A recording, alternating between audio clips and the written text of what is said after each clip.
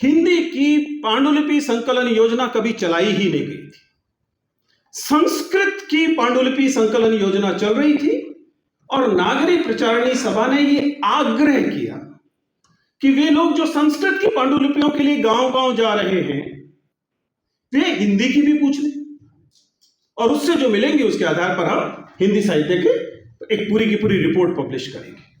Then I looked at the names and addresses of enumerators कि वे कौन से लोग थे जो अलग अलग जगहों पर जा रहे थे और ये पांडुलिपि गांवों से इकट्ठी कर रहे थे। और आपको हैरानी तो नहीं होगी कि वो लोग कौन थे?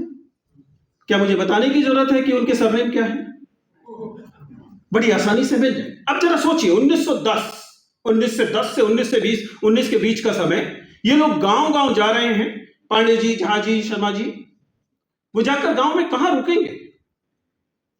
गांव में तो कोई होटल होगा नहीं ना, ओयो। तो गांव में जाकर वे किसी शुक्ल जी, किसी पंडित जी के गांव के पास रुकेंगे और वहां से पांडुलिपि जो मिलेंगी उन्हें इकट्ठी करेंगे।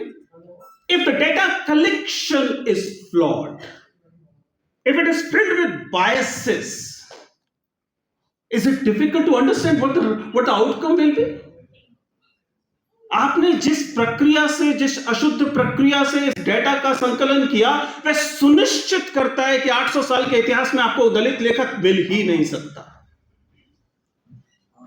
गिनने की प्रक्रिया तय करती है कि अंततः आप किस निष्कर्ष पर पहुंचेंगे। इस डेटाबेस को आपने निकाला, यानी कि पंडवालकर पांडे, सुधाकर पांडे परिवार, उसने इकट्ठी करवाई, कुछ और उसी समुदाय के लोगों को इकट्ठा किया और अंत में शुक्ल जी के चरणों में रख दिया।